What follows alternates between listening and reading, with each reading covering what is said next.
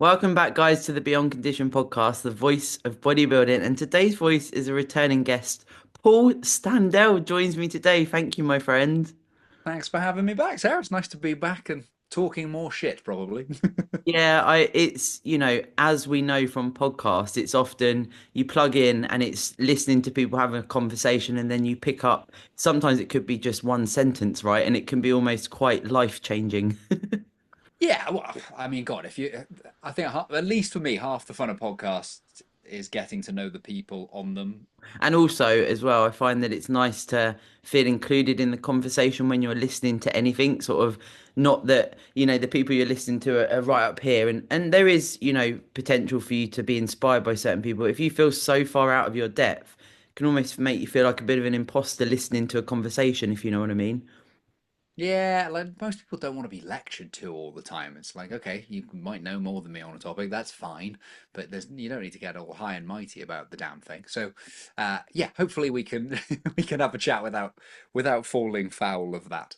Yeah, for sure. Now, today we're going to talk about nutrition, and most of my audience are bodybuilders slash competitive bodybuilders. Now, of Yeah. course, we know over a bodybuilding lifestyle and career, as it were, you can certainly be exposed to so many different things, and that breeds certain pathologies, thought processes, limiting beliefs, as it were, many, many things that we can talk about today. And I feel like for sure, there's an element of when you get into bodybuilding, not expecting you should know everything and you should be able to eat chicken and rice 8 times a day. It takes a bit of time. And I feel like sometimes we're sort of led to believe that we should know it all from the start. And I certainly didn't know anything. And all I wanted was to do well. And that can, of course, exhibit these, I'm not like other bodybuilders. I don't know what to do. And it can, when I throw it back to the start, it can be quite overwhelming at best. Yeah, I think that's a fair point. It comes because you care, right? Like you want to be good, you want to improve, you want to give it your all. And there's such a fine line between giving something your all, really committing to it, doing your best, and it becoming obsessively destructive, right? There's a real fine fucking knife edge there. And I think if people are honest with themselves, we've all fucked that up, right? And I don't know many people who've found balance in whatever balance means to a bodybuilder, and we'll maybe talk about that, who didn't first maybe go too far, get a bit too rigid, because you'll read and see so many things. And obviously, we'll talk about nutrition, but it could apply to your training as well, or whatever else. Um, frankly, you want to talk about in the bodybuilding sphere. And of I want to do everything perfectly. It means a lot to me to improve my physique, to look my best, and to work with whatever genetic package I happen to have been given, right? And we've all got different ones of those. We can't sadly all be SIBA. So, you're trying to do the best with whatever you've got.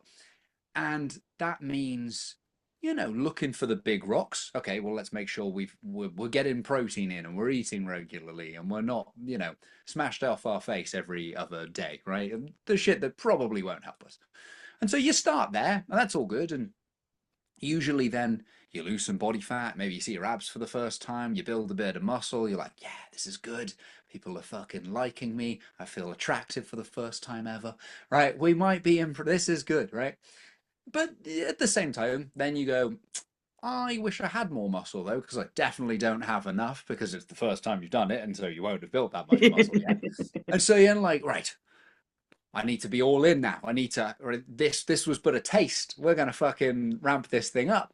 What was I? All those little bits that I wasn't quite as strict on. And so you hone in on, well, as you said, right? Maybe every meal needs to be chicken, rice, and broccoli every single time. That's what real bodybuilders do, right? Fucking no days off. They get a tattoo with no half measures or something, right? And you follow that, and usually you're following that in what, your off season thing, because that's when you're excited to do that stuff, just after you've got lean the first time, maybe.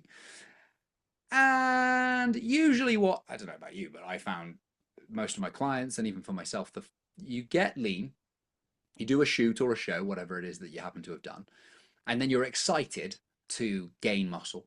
Yeah. But about, 3 or 4 weeks after, that excitement's kind of wearing off. You're not as excited as you thought you were going to be about this thing. You've gained some body fat, and you're like, "Ugh," right? And usually, because you were really lean, you've stuffed probably 18,000 ice buns in your mouth. You thought you were going to stick to your chicken, rice, and broccoli, and you're convinced you've got it out of your system. And now tomorrow I'm back on that bodybuilding grind. Tomorrow is, and you do for a day or two, and then you find yourself wandering past whatever snacky thing is suddenly tickling your pickle, and that gets fucking smashed into your face as well. And you're like, why can't I stick to this? I should be. And you kind of start beating yourself up a little bit, like you don't want it enough. If I was better at this, I'd be more committed. I wouldn't have these slip ups. I don't see fucking half the people on the internet doing anything like this. They seem to be nailing their off seasons and nailing all this shit. And I'll tell you now, that's all nonsense. The ones who are good at it have, it's usually because it's their third or fourth time doing it. Yeah. First or second time doing it, I'm gonna promise you, you're going to fuck up a bunch because you can warn people about what something is like, but it doesn't stop them having to go through it and it be a completely new experience. And so I think as a coach, I try and warn about these things. I try and speak openly about these things. I try and make a place where my client feels like it's okay to say, oh yeah, I definitely, swan dove into fucking an entire all you can eat buffet and really gave it my best sumo wrestler impression. And that's okay and that's almost expected. And then it's okay, well, what are the conditions whereby we limit that so that we still make progress through this off season, so we still don't lose sight of, okay, we have this goal, we want to add tissue to the frame, we want to look better the next time we do this, but realistically, what does that look like? Not what you think it should look like in this falsely optimized view of hopeful reality that you have in your head that you won't stick to and that basically no one will, because the reality is I think maybe point one is, if you want the best physique you can have, it's going to take you 10 years, right? And I think if you start with that premise, you go, all right, are you expecting yourself to be on it every day, no meals off for a decade? And if you are expecting that, I need you to wobble your own head and smack it into a wall and then say, hey, dickhead, that's not the way this works, right? And you go, okay, yeah, maybe it's gonna okay, maybe because maybe you can do it for a year, but 10 years, I don't think you can do that for 10 years. So what it probably needs to be is pretty damn good most of the time. And that's the 80-90% rule. And I think gaining phases in particular are about being 80-90% good all the time with a bit of wiggle room that actually keeps you mentally recharged, fresh, happy, a fucking human being. You're not just a bodybuilder, you're a human being. And as much as you might want to deny it to yourselves, you have needs that go beyond just how rippling are your biceps and how wonderful is your ass. Turns out you actually need some human interaction.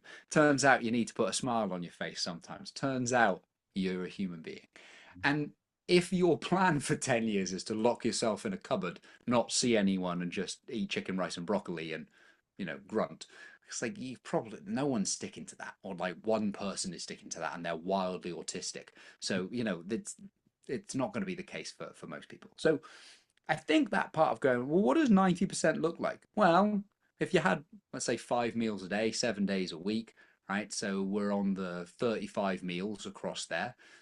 Well, 3.5 of those meals would be 10%. So let's call it 4 meals. Well, you got 4 meals a week that might not need to be perfect. And you'd still be being 90% really good, right? And I promise you, if you do that for a year or 2 years in an off season, and you keep going to the gym and you improve your lifts and you don't beat your joints up so much that you can't train anymore, and you stick to what you need to from a caloric perspective with this little 10% wiggle room, and you get enough protein in there and you keep getting plants in there so you don't eat like a complete asshole, right? Like, if you do that genuinely for 2 years in this way that it almost sometimes feels, there's almost sometimes a guilt I find with bodybuilders where they think off season should feel as hard as in season, as hard as prep. And the reality is it isn't, and it won't. And if you're expecting it to, you're you're doing it wrong. Like if off season is as hard as in season, then there's no accelerator to press, and you can't drive around the racetrack of life with your fucking foot to the floor the whole time because other shit's going to happen in your life, and you have to turn the wheel, and you have to go around a corner, and you have to deal with the fact you went through a breakup, and then your nan got ill, and your dog died, and your best friend's pissed off with you, and all the shit that life throws at you, and yeah, I think most of the conversation about bodybuilding nutrition ends up actually being a conversation about um, being a human being. Yeah, for sure. I feel like as well, the on-off switch, as it were. I Mm. feel like phrasing it as, as a competitor, your intention is what you're trying to really knuckle down on because the intention is different than in the different seasons. And I feel like for sure as coaches, that's something we're ideally teaching. And it is as well, people forget that food is nice. You do enjoy it, Yeah. and I feel like you become so institutionalized by a multitude of things that also, and it's something that I home in on with clients is.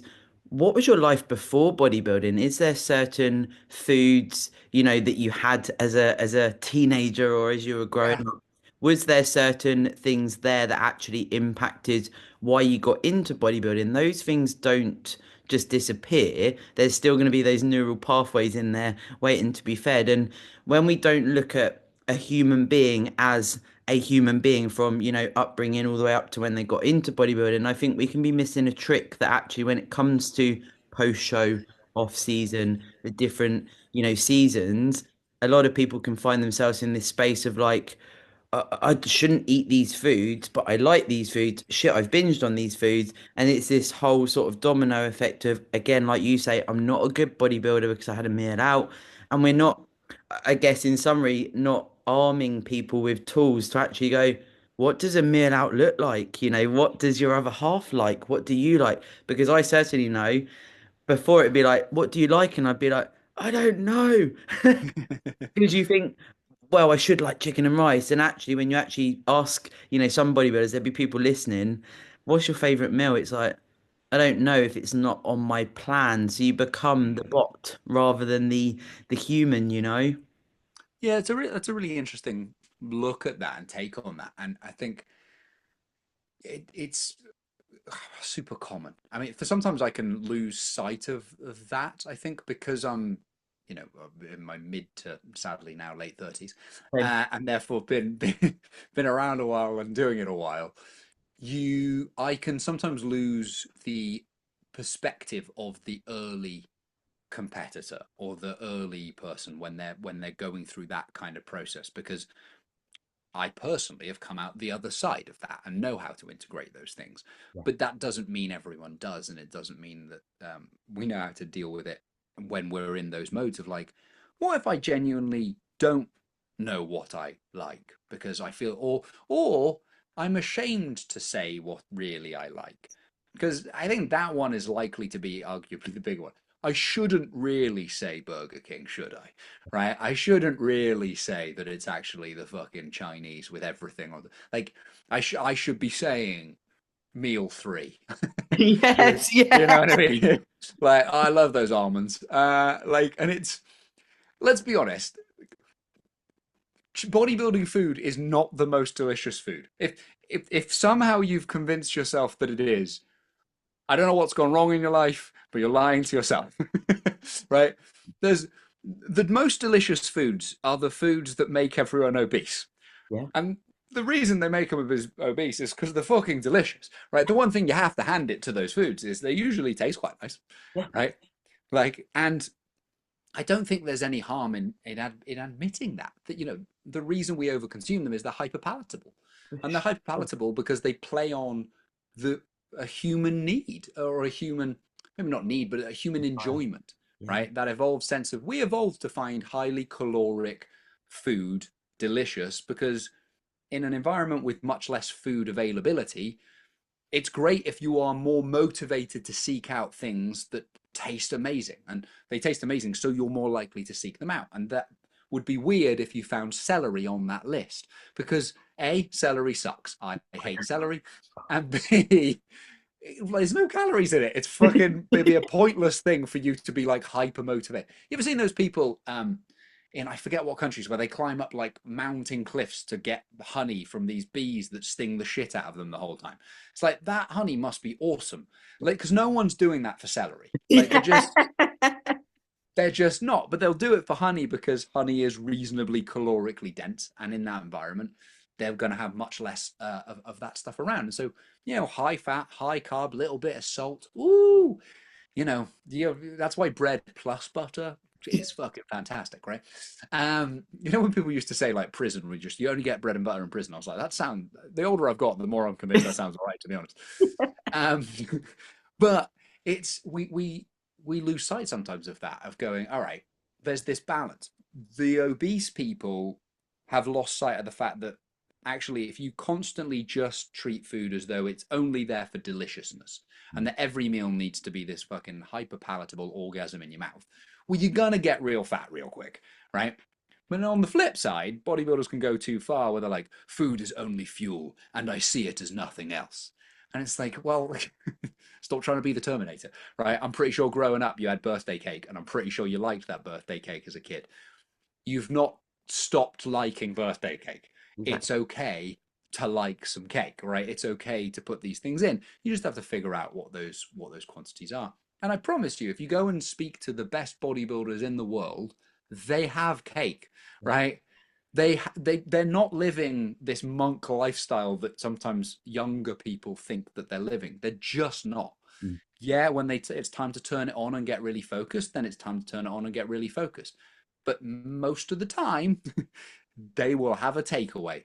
They will go out, they'll have a Nando's, they'll have the peri peri chips sometimes, right? They're not just, now, don't get wrong, they're still hitting plenty of the kinds of meals you would expect them to hit as well. Mm. Um, but don't be thinking that to do this over the long haul, you have to have no life whatsoever. It's what does 10% look like? And really, for most people, it looks like 3 to 4 meals across the week that can have a bit more freedom in them. Bit more freedom might not mean 17 pizzas at each of those meals. So you have to figure out what that means to you because some people will go that far, right? And especially, maybe it's worth saying, if you're immediately post show or post shoot, please don't go chasing feelings of fullness for like 4 to 6 weeks. Because Why? if you do, you won't feel full, but you will consume 8,000 calories a day. And if you consume 8,000 calories a day, which you can do for 4 to 6 weeks post the show or the shoot, you'll be like, oh, I fucked it. Yeah. Right. And so sometimes keeping that focus of, right, I'm gonna have some more indulgences within this because you're going to, because the reason to say no is no longer there. But I also need to not just go too intuitive yet because your intuition at that point is pretty fact, right? And if you go trying to chase that thing, and let's be honest as well, you'll miss feeling full, Yeah. right? Feeling full is nice. It's fucking not. Anyone telling you it's not, they're lying again, right? Right? It's you will admit you're like, I remember when you fucking sat down and your gut was a little extended and you're like, oh yeah, oh, I feel good, right?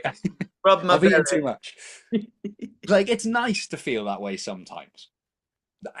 Again, not every day, not all the time, but we like that feeling sometimes. And so knowing when is it okay to go and pursue that feeling, when is it less sensible to pursue that feeling, what's a reason, because I would say at least a few times a year, that's entirely normal. If you don't feel that way on Christmas Day, I feel like you're doing something wrong.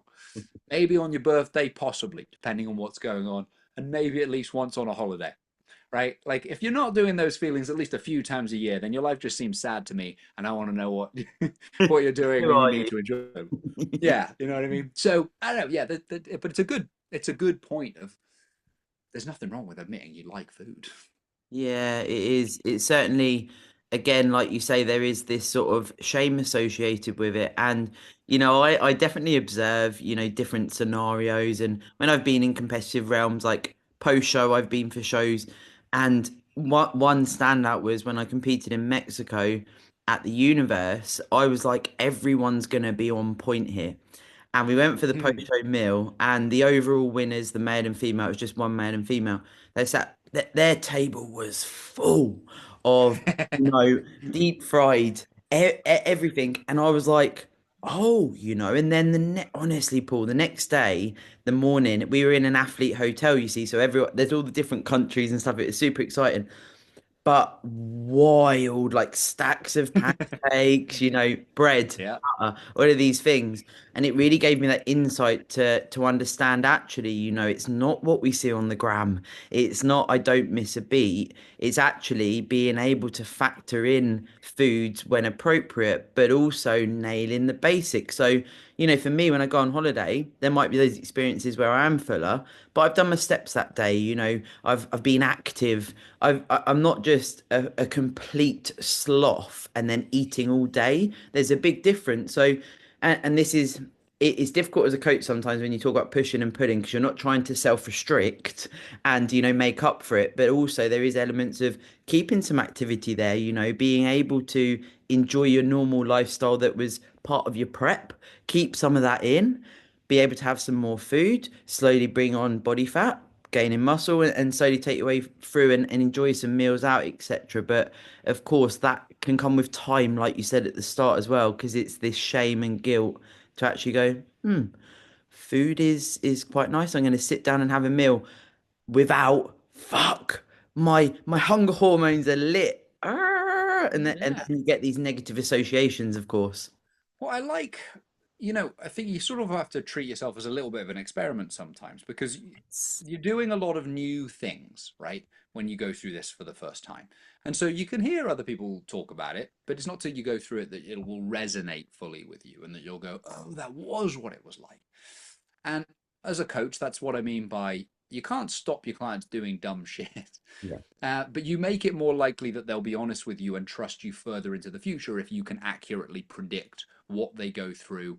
And when I say what they go through, I don't just mean how they behave. I mean how they think about it, how they feel about it, and how they behave. Right. So, you were touching on the sort of guilt and shame sometimes that's associated with those overeats and going, as a result of that, sometimes they'll want to restrict a bit further, or maybe I'll get back on it tomorrow. Maybe I'll just do so common 4 weeks post a show or a shoot in the early ones to be like, I'll just do like another little tidy up though because I've gotten a bit too fat at this point. You're like, don't fucking don't, You're right? If still you try and fucked. do that, then yeah, you're fucked, right? It's not going to go well. But you have to try and create relationships where people will tell you that, and I think we sometimes have a role to play in what we share Yes. online. Too often people think they have to present this perfect picture of themselves as, the robot warrior who has never failed to get. It's like, no, look, the if you want a business doing this, so if I was speaking then from because we could look at it through a few different lenses, right? One lens is just the bodybuilder athlete person, the competitor themselves, and them wanting to do well. But most bodybuilders and athletes are coaches, Mm. right? There's some who are, mechanics or they do fucking computer software stuff like weirdos, right? But the vast majority of people who do bodybuilding things are coaches themselves and therefore sell coaching. And if you're looking at it from a business perspective, then I think there's a few things that you need to have in place if you want to grow a business helping coach people through this, or coach people more broadly. There's let's call it three things that people need if they want to buy something from you. One of which is they fucking need to know you exist and they need to like you, right? So let's call that step one, right? Yeah. Step two is they have to think that you can help them solve a thing that they care about solving and that you can help it better than anyone else. And the third one is it has to be the right time in their life. They have to be able to afford it, all that kind of shit. You can't do anything about point three. This, to be fair, is taken or lifted slightly from Dan and Mike, or Mike, I should say specifically, over at Business and Banter. So if you guys don't know those guys and you're interested in growing businessy stuff online, please do check those guys out. So if we examine the first 2 points, do people know you exist? Do they like you? And then the second point, do they think you can solve a problem that they care about? Well, in the bodybuilding sphere, what's the problem? Well, the problem is, can this coach get me in great shape, the best shape I've ever been? And that means, can they get me peeled for a show or a shoot, or can they build the muscle in between those things so that the next shoot I go to or the next show I go to, I look better than the one before, right? So that's okay, that's that. Well, how do you first get clients through the door? Do you have any social proof? Have you got a bunch of before and afters? When you're starting out, the answer is going to be no, obviously, right? And so, you start with you. You do it first. It's hard. No one really wants to hire someone to help them do something that person has never done. Yeah. We don't hire people who've never run a marathon to help us run a marathon. We don't. So if we're gonna do the bodybuilding thing, we tend to want to hire people who've done photo shoots, who've done competitions, who've done whatever that is. I train natty people because I've never used anything. Plenty of my friends do, that's all fine. But no one's going to come to me, and I wouldn't tell them to come to me if they're an assisted lifter, because I'd be like, well, I ain't fucking know, right? Go talk to those guys, right?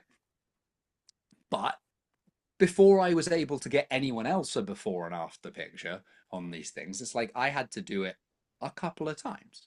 And the first time I kind of did it, and then I had some proof, a couple of people were like, well, that's kind of interesting.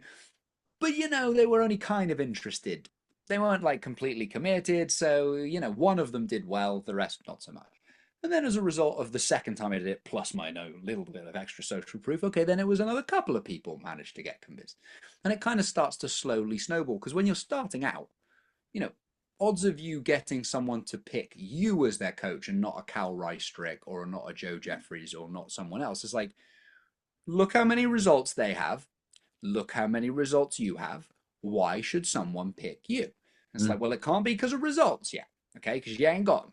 And there's no two ways around this. So you have to go and do it, and you need to walk that walk repeatedly over several years before really people will start to fully trust you on that. So, well, now then, point one, do they know you exist and do they like you? The old cliche that people buy from people will always be true in coaching, right? You're never going to be replaced by an AI bot, because people actually need the human interaction on this. Maybe if robotics get really, really good and we combine it with AI and sufficient like technology so you can't tell it's a robot, then you might be replaced, right? But short of that, it's you're probably not going to be replaced within those things. You're going to be wanting to deal with a human who can relate to what it was like to go through the feelings that you go through as you're getting really lean. And then, those last 6 weeks when you're just in zombie mode and you have a meal and then you feel like yourself for an hour. I'm like, oh, I feel like Sarah again. Yeah. And this is life's fine. And then about an hour after that meal, in the second hour, you're not like in a bad mood. You just have nothing to say, right? And then by the third hour, all you're doing is waiting for your next meal. Life can fuck off. Food, right? And then you have your next meal, and you're like, I feel good for an hour, and then quiet, and then fuck off, and then you eat, and right, and you get this kind of thing that goes on. And being able to relate that to someone in the same way that we just did there, where Sarah's like, oh yeah, yeah, and if you've done this, you'll be nodding along, going, yes, that is correct. Or that bit where you go to bed early because, well, then you get to wake up and it's breakfast time. For Happy sure. days, right? Like we've all been there. So those human connections, that bonding with a person, that relationship building aspect of coaching is just as important, arguably maybe more important than the technical knowledge required to get someone really lean as well. Okay. Now, when you're starting out, then, because this was about the question of does it help to share the fuck ups? And I'm going to say yes, but there's a balance, right? If all you are is a constant mess who hasn't figured it out, right? You keep binging, you keep fucking up, you're ballooning, and you've basically developed an eating disorder. Well, then you aren't actually in the right place to be coaching people yet. You haven't figured your own shit out, Yeah. right? So that is the thing. And that's not meant as a slight or as any shame. So many people have had eating disorders in this field. There's nothing wrong. Well, there's something wrong with having an eating disorder. You don't want to have one in the sense of it will ruin your life. But it's really common. And actually, if you happen to be suffering with those things and you get help and you get better, that will make you a better coach. For sure. I am a better coach for having gone through OCD and OCD treatment. Um, than if I hadn't done those particular things. So it's not that being in a really shitty, dark, crappy place means you're destined to be fucked as a coach forever. It's not that at all. It might end up being one of your greatest strengths. Mhm. But it does mean that in that moment, yeah, because if I want to sell competing and I want to sell photo shoots and I want to sell that before and after transformation-y thing and look how far, you know, how when you look in the mirror currently, you know, that roll that turns into like three rolls when you sit down, and so you kind of pull the old waist a little higher, or you put the towel up a little bit higher around the when you're walking about the joint, or you know, when you train and you keep the oversized hoodie on for way longer. Yeah. You know, you paint those pictures where people can see themselves in what you're saying, go, yeah, right. And then you tell them the difference in the confidence that you felt and what it was like to whip the old, I'd say the top off because I'm a guy, right? But we might not call it quite quite the same thing. But you know, that difference when you're lean and looking great and you walk through the gym and you notice. You don't look at the people looking at you, but you notice them looking at you, and there's that feeling of that's never happened to me in my life before, and that's a really right. And all those bits that go, you could be that. That could be you if you wanted to go through this kind of process. You're selling the fact that this person could have a more interesting, a better future than how crap they currently feel. That is the essence of coaching anything or selling anything coaching related, is you have to think that the future is better than the present, or why should they have coaching, right? Well, how then do I get people to do that if all I share about my own life is how shit it is to have done this process because I'm a mess, I'm in chaos, I can't stop eating, I'm really fat, I hate the way I look, I can't control my head, right? It's like, and you want people to buy that from you, right? That why the fuck would anyone buy that? That sounds terrible. Mhm. But if you just pretend like none of that is part of it sometimes, and it's just no, it's all fucking sunshines, lollipops, rainbows, and gravy. It's like, well, that you're lying. That's not what it's all like too. There's this fine balance Mhm. between selling something because you genuinely believe this thing is really cool. It was really cool for me, and it might be great for you. Has some difficulties sometimes, but if we can navigate those well, it can be great. Here's what those things look like sometimes. This is what that kind of struggle is like sometimes. It's still worth it as long as we navigate this shit well, right? And so it's this balance of you of being honest about, you know, when you fuck up and when you binge more than you were planning, and the first couple of times you do any prep, I promise you you're going to, right? Because it's new, and you it's new and you have to do it for months on end, right? Yeah, yeah. So like it's not like I'll just make it through the day. It's like, well, you're gonna make it through till June, right? It's fucking ages away, right? So it, you know, you can succeed over and over and over and over again and fail once, and you'll feel like you failed. It's like that's the wrong way of looking at that thing. So I think there's this balance of if we want to normalize people over consuming and sitting down the day after a competition and smashing a bunch of pancakes in their face because they just spent months and months building to this thing. I'd say they've earned a day or two of reasonable indulgence going on within here. And you go, okay, fine. Well, then we have to show that. We have to show those bits. And then we also probably have to show the fact that after that, okay, we're going to get back onto some normalcy. That means, all right, these are still the times that I eat. My meals are now much bigger. Maybe I change some of those meals out so that I'm not just having the one of my pet peeves post show or shoot is when people try and eat the exact same meals they had through prep, right? And then they just save all the bonus calories for like the evening and then wonder why they keep smashing all the food in the evening. It's like, because you're still fucking hungry through the entire day, Yeah. right? Make those meals bigger. And I don't mean by like 3 almonds and 50 grams of rice. I mean, make them substantially fucking bigger, make them more filling, put some fat back into the bloody meal, right? Give it a chance to fill you up, you bloody mong, right? Within that bit. And show us that you're doing that. Keep a bunch of the steps in. I tend to find most people feel better if they keep an hour to 2 hours of cardio a week in, Yeah. right? Yeah. Rather than loads. Most of us feel better if we keep some of it in. it's hard to still do a bunch of those things because the reason that you did all those behaviors has gone. The reason you did all those behaviors is you had to be half naked in front of strangers. And that was last Sunday, and now that's gone. And so the reason to, I can't be asked to do the cardio today, can I? You know, you can easily let that voice win, and we've all let that voice win, right? But you will usually feel better if you keep some in and some structure. So those meal timings, 90% of the week, kind of are going to be there. But also expecting that sometimes, your partner or a friend of yours or a family member is going to be like, fancy this bit of food here? And you're probably going to say, yes, I fucking do. Right?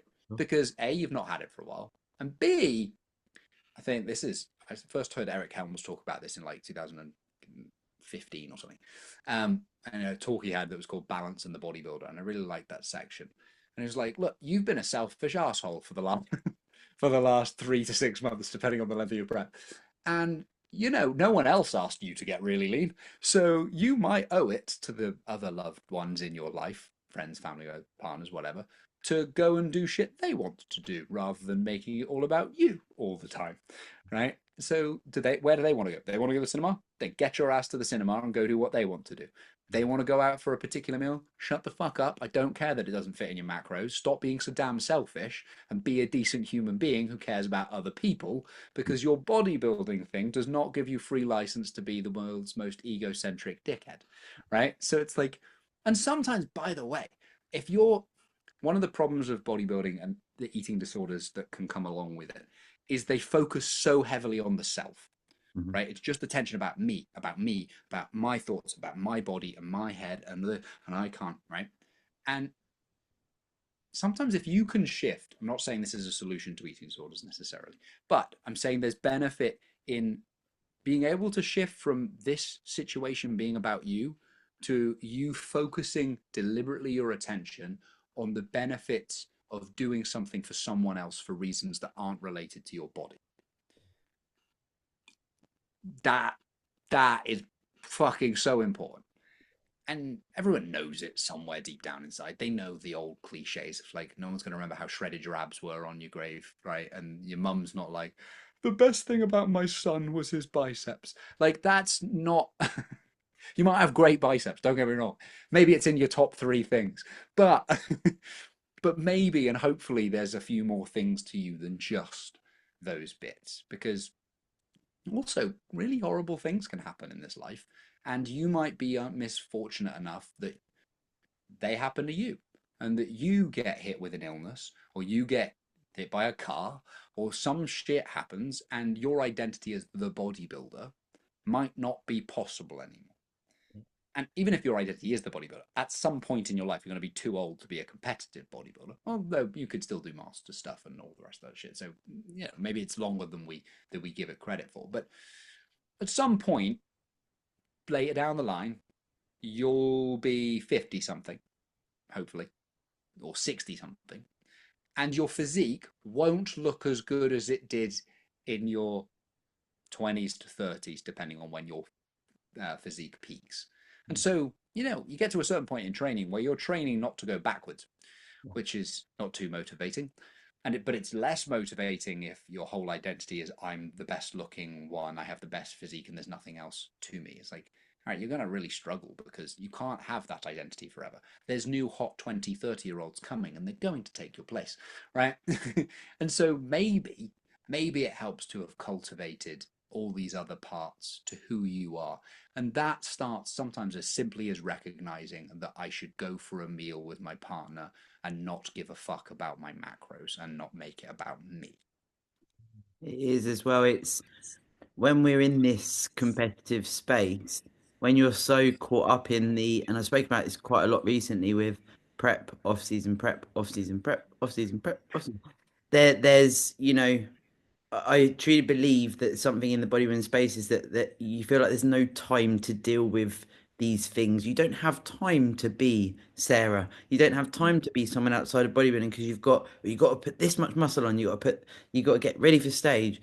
And I truly, truly believe, Paul, I never spent more than 10 months in an off season until recently. I had 2 years and 3 months surgery in the middle, as you know. lasted a pod, I had my full knee reconstruction. That forced the longer off season as well, which I was planning anyway, but it made it longer.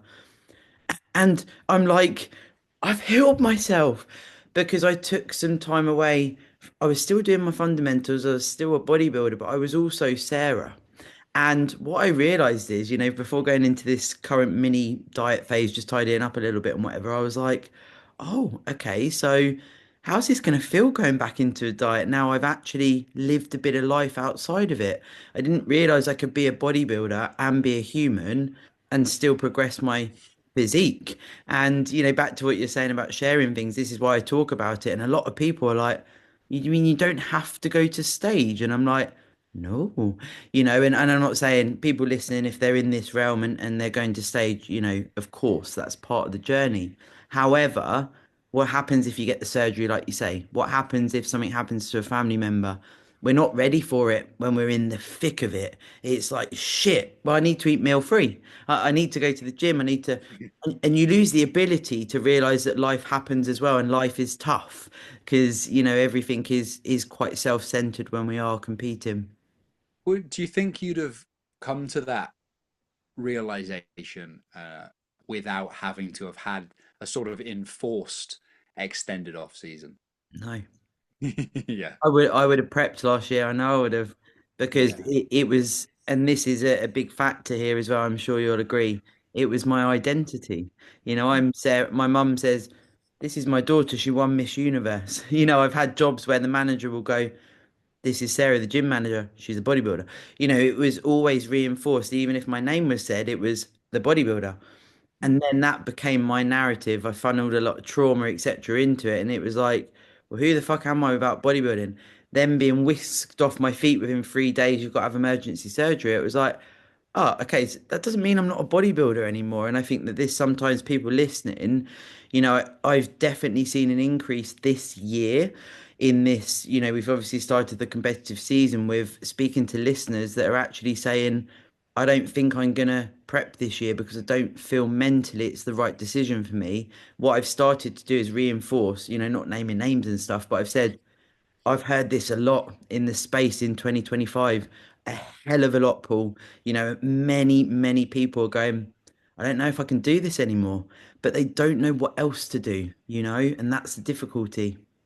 Yeah, I guess it's interesting, isn't it? Because like we all need a sense of identity. Like it has to be scaffolded onto something, right? Like you have a sense of who you are, but who you are is tied up with fucking interests you've had since you were a kid for who knows what reason why you're into bugs and this other person likes math stuff. I don't fucking know, right? And maybe sports stuff you like or music that you listen to or read.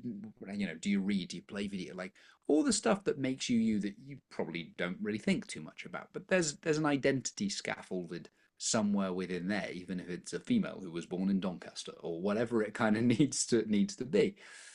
And I think sometimes we almost have to inevitably over attach an identity. And it's most common in your sort of teens to early 20s, usually, because, well, when you're in your teens, it was only like 4 years ago that you were still prepubescent, right? And so you've had to suddenly kind of grow up and have all this shit changing. You don't know who you are, and you're looking around trying to figure out, well, I want them all to like me, right? And no one has a sense of who the fuck they are in that kind of world. Literally. And you're desperately trying to find something. And so usually when you find something where you get praised for it, you get more attention for it, especially if you were um, a kid or a teen who didn't get as much of that. I think there's a huge chunk of the bodybuilding world or those who want to do photo shoots or whatever who weren't, let's call it the super popular kid at school or the super attractive kid at school.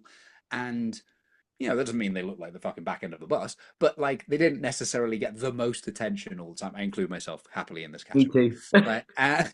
And yet getting in shape suddenly, okay, there's some more attention there, and that's really ooh. When you're in your teens and 20s, you live on that. That's the currency that you care the most about in the world. And so if you get reinforced for that I'm scaffolding my identity to this, Yeah. right? For I've longed for this feeling forever, right? And you get it. And that can be a problem if you also haven't found a few other things to sprinkle in amongst it. And then usually you've got that bit where, unless you're sort of forced to address it by life, and at some point life will enforce you addressing it. I'll point this out. I don't care who you are. At some point, I don't know what age you'll be, but at some point it's going to enforce this. And that's why we think, oh, the identity crisis is a phrase most people understand and are at least somewhat familiar with. But do you get to a point, I was then thinking with identity, where it almost becomes a suit you can sort of slip in and out of as suits a little bit more easily? Like it's like, okay, it's time to be more bodybuildery. I can put that on. It's time to now be a bit more whoever the fuck Sarah is when she's not doing those things. And I can put that on. And actually, it's not letting go and losing all of me. It's being just a different part of me that is more suited to this moment in time. And I can put that suit back on whenever I want. Turns out it doesn't completely disappear if I'm not wearing it all the time. I don't Yeah. know. Does that make, is there anything in that? Yeah, I feel like straight away it made me think about it scares me. It scares me to not be known as well, she'll do Mm. whatever it takes or and there's elements as well that feed into, for me it was like, well, I've got a podcast named The Voice of Bodybuilding. I've got a bodybuilder and over my career as it were or whatever you want to call it with bodybuilding, it's like I've sort of built up, who I am. And then I really like what you were speaking about before about expressing vulnerability, mistakes you've made, fuck ups you've made, etc. Because actually, when people listen about this part, it's like it's quite scary to actually go, I'm not gonna prep and I was gonna. Or, Mm. actually my family are taking priority at the moment. I'm gonna step back from competing for a while. You also, and I don't know if you have this with different areas of your life, but I find that if I'm telling myself, have some time out, give back to yourself, spend the evening with Matt, I start thinking, I'm excusing to get away from doing something for my bodybuilding. I'm excusing that I should, well, take your foot off the gas. But no, no, I shouldn't be doing that because there's food prep, there's da da da da. And you get in these sort of loopholes. But actually, we know as well, which feeds in nicely, stress management and being able to have downtime Yep. hugely impacts your physique response. So the hyperfixation on food, the stress we put on ourselves to be better, all of these things, be better or be like someone on Instagram or whatever, can actually start to facilitate that you're a walking chaotic mind that is so stressed, the cortisol is so high that actually you could be, holding yourself back from actually immersing in the bodybuilding. And that's what I certainly learnt from this, that actually having the surgery, I was like, oh, okay. I'm gonna sort my mind out. I'm gonna fix my mind. I'm sitting here for 24 hours a day, just me and my mind, and I'm in a wheelchair. What am I gonna do? And it certainly gave context. But what's hard, Paul, is to then give that gift to someone that's in the thick of it, that's thinking, I could never be where you are. I'm not saying I'm better or whatever, but I could never get to this point where I'm okay with what I eat. I'm okay with training. I'm like, how do I get there if I haven't got surgery? You know what I mean? That's quite Mm. hard to replicate, isn't it? Yeah, yes, it is in short. Um, because you can't give that to anyone. I think I'm back at it's why I sort of like experiments, Mm. right? Of going, well, people are driven at a certain point by a fear of behaving differently, right? And that fear is they'll lose a bunch of muscle, they therefore won't do as well. People will be like, really? I thought you were a fucking bodybuilder, right? And that they're going to judge and all this stuff. And so, not having that meal that should be had as meal five is not just how most people would see it, which is all right, you had a slightly different meal, right? No, it's It's spoiled. it's this potential loss of everything, and with fears, with any kind of phobia, you have to find out whether the scary thing is true, whether it's real at a certain point, because usually we're amplifying the fuck out of the consequences of that action in our head. And to the degree that it becomes really detrimental because we're fearful of doing anything even remotely off plan or off the path. And that stress then of actually doing something which, let's be honest, makes not a blind bit of fucking difference, right? No one's going to tell. Here's the thing, right? If we put two people next to each other on stage and I went, all right, can you tell me which one had one meal off a year ago, right? You ain't going to fucking see anything, right? No one can tell that. That's not how this works. So the consequences are actually not very big, but they are in our mind.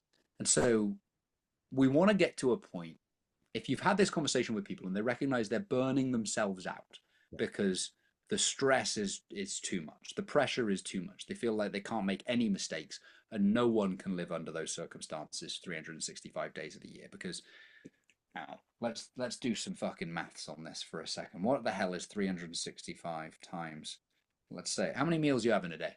I have four, but normally it's five for most bodybuilders, I think. Let's go five then. Right, so that's 1,825 meals a year, right? So if you think you're not gonna fuck up even one of 1,825 meals over a decade, 18,250 meals, right? You're lying to yourself, right? Like no one is even remotely close to that level of accuracy.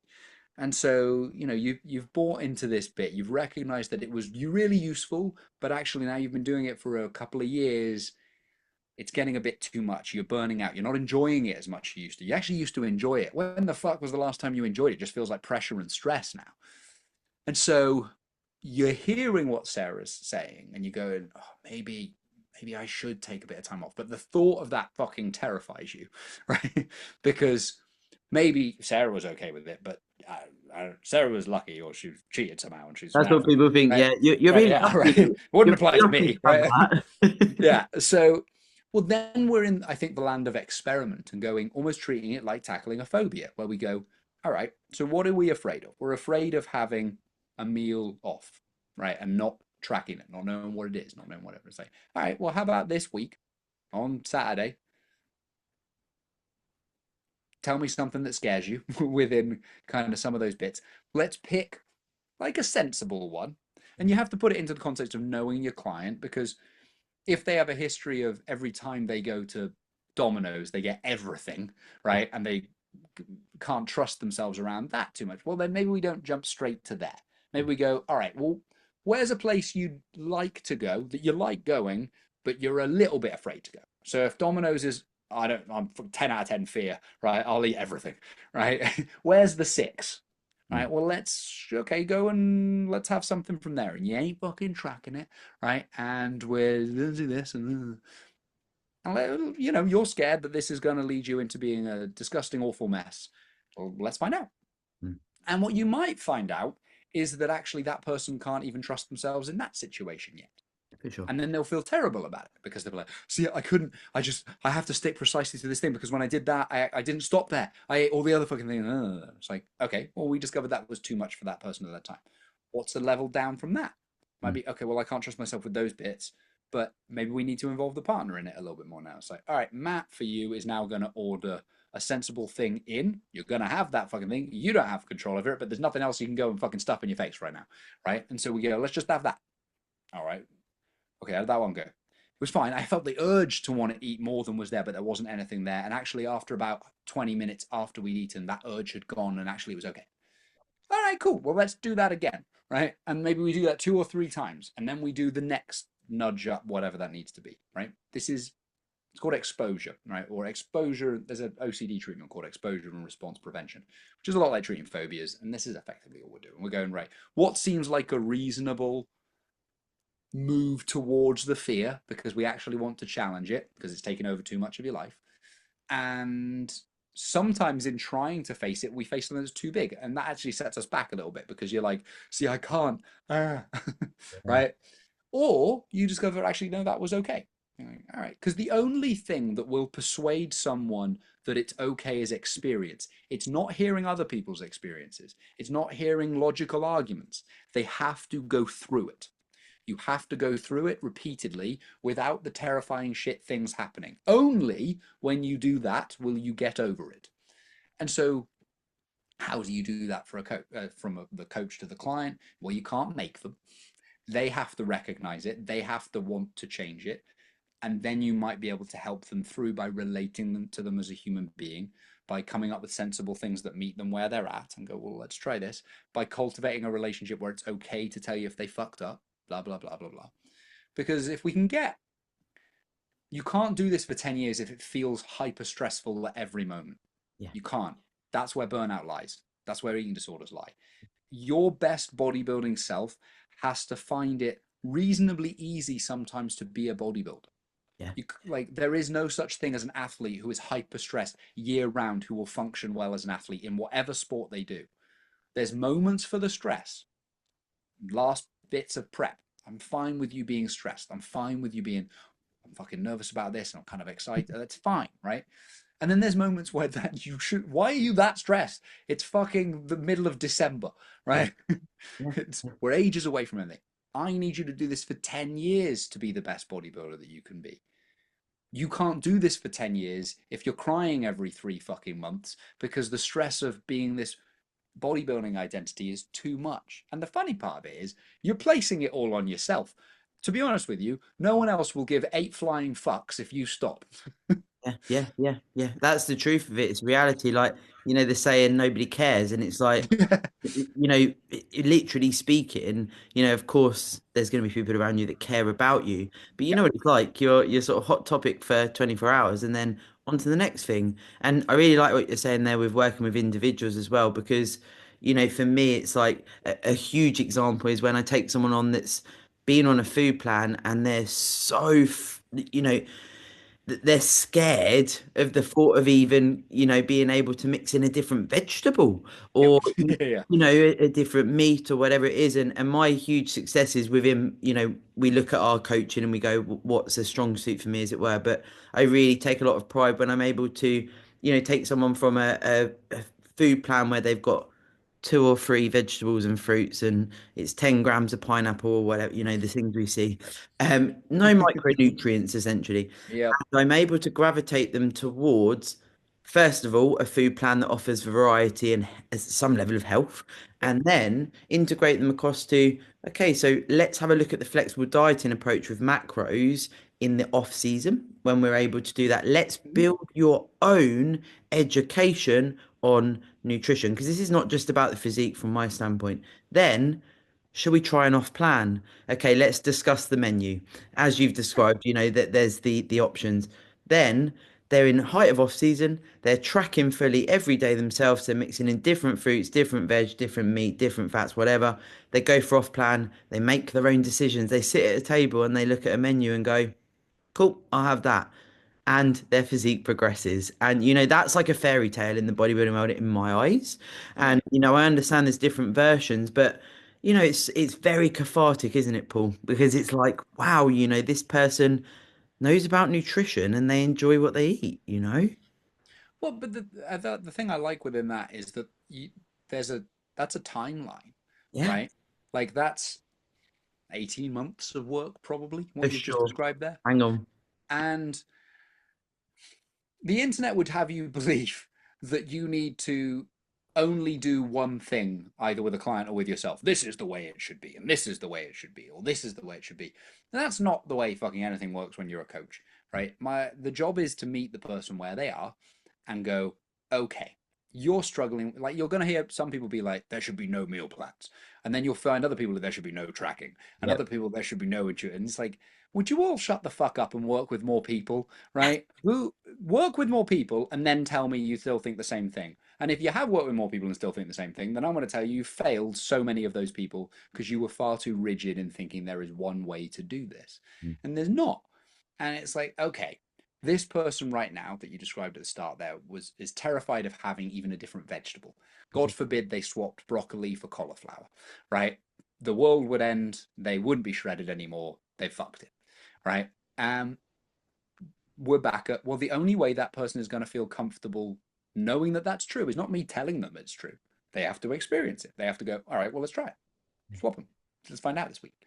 really? Oh. And And we'll laugh because we're like, someone is fearful of that, and you'll be like, yeah, they are, they genuinely are, right? And it doesn't matter that that's on one level ridiculous. It doesn't feel ridiculous to the person who's struggling with it.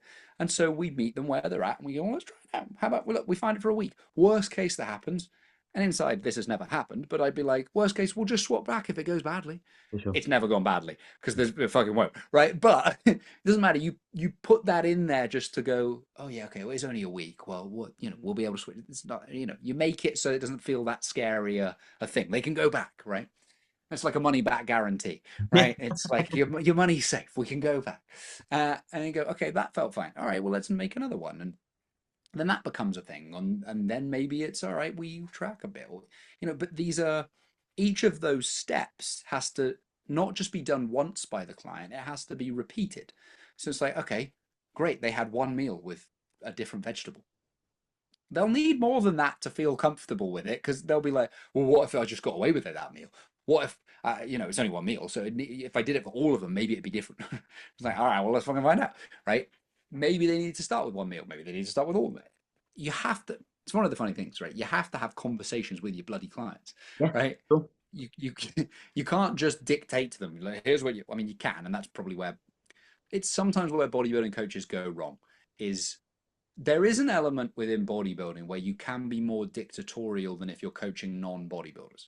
Yeah, for sure. Now, actually, this brings us back to maybe a point we were making earlier, which is if you want to get to the point where you're a Cal Reistrick and you have feck loads of clients in the bodybuilding space, which is where most bodybuilding competitors want to end up being. Well, you only get that, as we said, like gradually people will trust you a bit more to prep you for that, which means your coaching business initially will not be with many bodybuilders. It will be with people who want to lose a little bit of weight who aren't bodybuilders. And if you try and take that same dictatorial approach that a bodybuilder will follow, where they will fucking. Have I ever told you the story of like one of the funniest meal plan moments I know? No. All right, so this was back in the Muscle Mentors days. Luke Oh, throwback.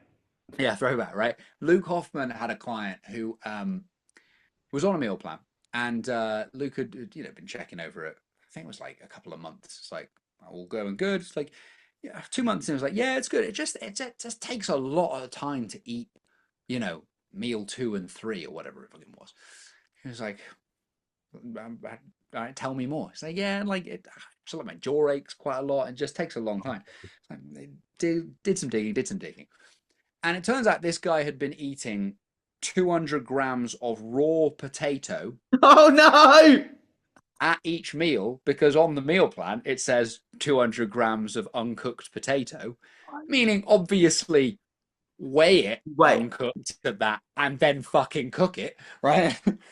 But I mean, God bless the guy. Stuck to it for 2 months. Have you ever tried biting an uncooked potato? and it's so starchy and weird. I don't think like I've just remember when you like accidentally bite into a potato you haven't cooked as well as you'd Yeah. like to have cooked it. That's shit enough, Yeah. right? But this guy stuck to this for months before he found out it was a problem. There is not a normal client on earth who will do that for 2 months who isn't a bodybuilder. But yeah, And so, bodybuilders would. but they would, right? And it's fucking funny, right? But if you're a bodybuilder who is also therefore a coach, because that's most of you, and you're working with people who aren't bodybuilders, if you think you can dictate to people in the same way your coach sometimes dictates to you, Yeah. you're going to struggle with your clients. You're going to be like, why are they stick to anything? They don't want it enough. Which is, congratulations, a great way to lose clients and have less money. So if you want to be a better coach who gets better results with people who don't necessarily want to be bodybuilders, right? So stop projecting that onto them. They wanted to lose 5 to 10 kilos, not be fucking peeled, Yeah. right? And they still like Chardonnay more than you, right? So it's like, okay, how do we work with this? It's the emphasis is you have to get great results with some of those people so that you get more social proof, because gradually in you having more social proof, even if it's not with bodybuilders, and you doing it yourself and having your own proof, that starts to build a portfolio that then starts attracting gradually more people who take it more seriously and will finally end up with you getting the kind of clients that you want right now. But it's like, yeah, but to get there, That's a 5 year journey, right? That's not a click your fingers and get it immediately journey, unless you happen to be literally CBUM. So most of us, we have to work with normal people, and eventually, over a long period of time of doing it ourselves, getting results for other people, learning the lessons of coaching, we can start to build then. Oh, okay, now I get to really work with that audience I always really wanted to work with. Um, but yeah, that's that's that fucking thing of going. You have to be amenable with this approach that you take with your clients. Bodybuilding still will involve a level of rigidity that most people won't have. And if you want to be a really good bodybuilder over 10 years, you will need more structure in your day to day life than a normal person. We're not, I don't know, you're not, and I'm also not saying, therefore, sack off all structure, don't try and make progress in the gym.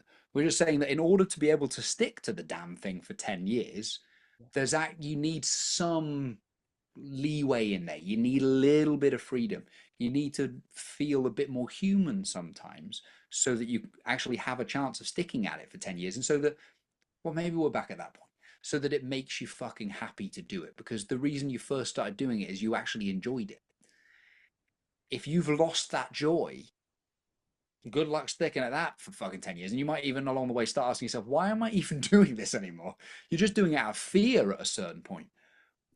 What the fuck are you doing at that stage? You're like, I'm a bodybuilder because I'm afraid, not because I want to be.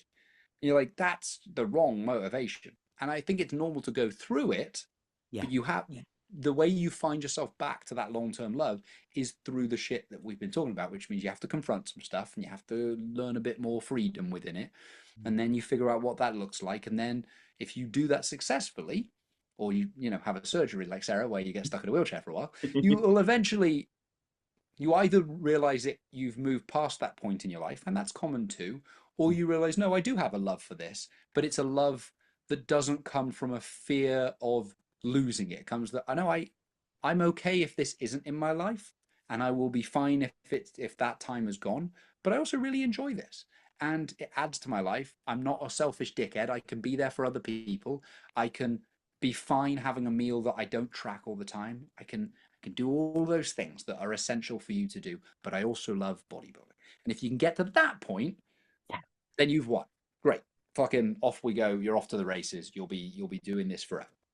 Yeah, it is. I love as well where you said about, when you're building a client base, one of my biggest tips that I had from a previous business mentor was, and working with lifestyle clients, people are going to look at your, physique, and I'm like, oh, but they were like, it's not attainable for everyone. Like, it's not Yeah. attainable for people. You've done this for, te over 10 years.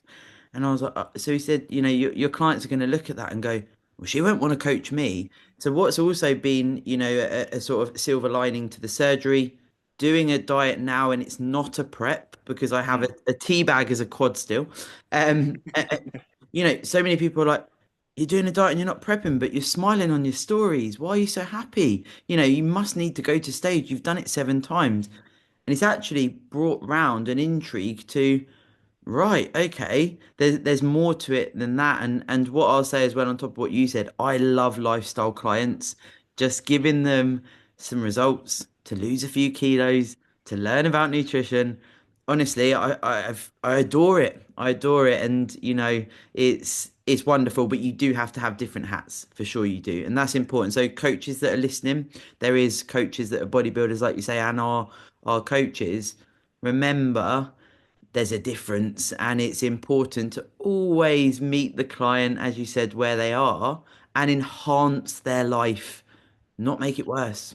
There's also an element sometimes where the body composition that you might feel embarrassed to have is the aspiration for a normal person. So Love if that. you're if you're constantly slagging that off, being like, I look disgusting and I hate this, And you're lean. what? And you're still pretty fucking lean. You're just not stage lean, right? How do you think the other people watching that who must be going, well, they must think I look like literally a bin bag full of custard compared to what this? It's like remember, you'll still have a business to run. We're back at that fine line between being honest and, if you're honest, you are often struggling with not being your super lean self, and that's a genuine struggle for people. So there's nothing wrong with that being true, Mm. but be wary of how frequently you're speaking about that, how much attention you're giving it, and how distorted that is if most of your clients, you know, they're normal people. They want to go from a size 12 to a fucking size 8 to 10, or they want to go from a size 16 to a size 10 to 12, or whatever, right? Like, what is that message saying to them as well? And how do you kind of tap into that stuff and go, okay, again, we're back at stepping outside of yourself and realizing it's not just about you. Yeah. Um, but if you can do that, then you're in a great spot. One of my so here's one of my slight pet peeves with the bodybuilding world occasionally is even the term lifestyle client, because I don't know any people in that category who would refer to themselves as a lifestyle client. It's what bodybuilders call normal people.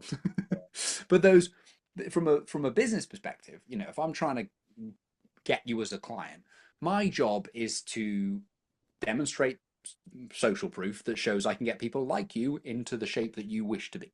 So, if for example you were trying to attract mums who wanted to just feel sexy in a bikini again, right? They don't want to be shredded, right? In fact, they will specifically say that, right? I don't Can't do want to that. be, yeah, I don't want to be too muscular, that kind of shit, right? Yeah, yeah. Your job is not to correct them and be like, well, the odds of you becoming too muscular are really slim because I've had to do. It's like they're not going to understand what you mean, right? It's to meet them with. Oh, I was making a point about the pictures. If you're constantly showing super shredded people, that might not appeal to that person. That person wants to see someone with stretch marks who has a couple of kids, who looks like them, and is now sexy in a bikini.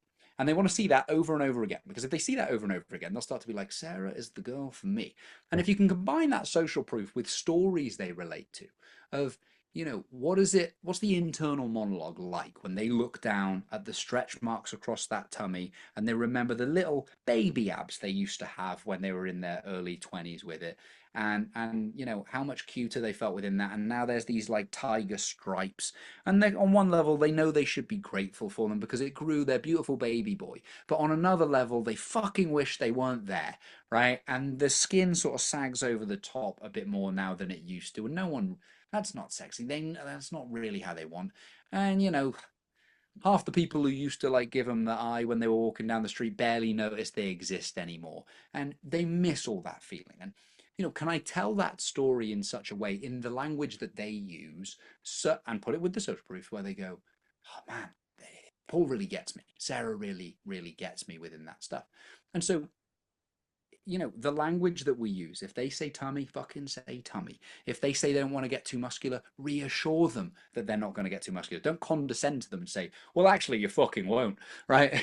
You're not me. It's no, yeah, exactly. It's like, yeah, sweet, it's perfect. This program that we're going to do, it's written up so that we're not going to get too muscular with stuff. And if at any point we found that actually, you know what, you're happy with your shoulder development at that point, then we just stop progressing the weights there and we stay where you are on that part and we keep working on the other bit. Now, you and I both know they're fucking never going to get to the point that they're worried about. They're never getting there. That fear is not real, just like the fear of switching to cauliflower isn't going to change anything.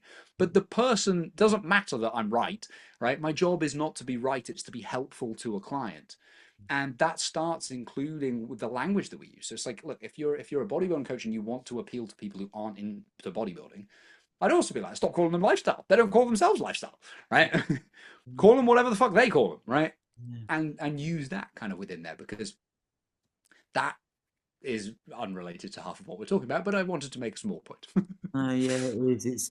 I'm always conscious of what I post on stories, what I talk about, because podcast is more of an open discussion, but I feel like stories are very intimate exchanges, and as you've raised some relevant points there, if someone, this is what I always think, right, Paul? If I make a reel or a story, if someone's in the worst possible position of what I'm talking about, if I'm talking about overeating and they've just binged, they're in a dark room, they don't know what to do, and they've got you know, can I help them?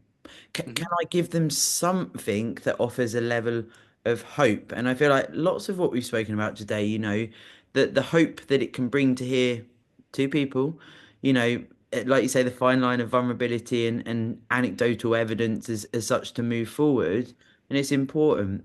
Now, of course, if there's anyone that's listened that would be interested in your coaching, because I'm not going to say lifestyle clients, I do have a multitude of people that listen, but also I know that of course you have mentorships for coaches as well, and business and Mhm. that side of things.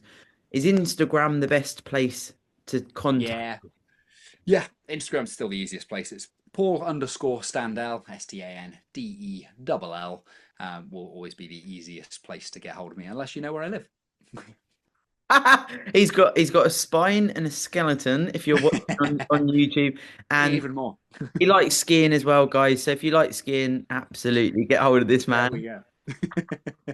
I love it. I love it. Well, thank you. What a deep dive. I knew it would be good, but I love episodes like this. Just, lots of things to share. So thank you very much for your time. My pleasure. Thanks for having me back on, Sarah. Have a great evening. You too. Cheers. Bye Bye. bye.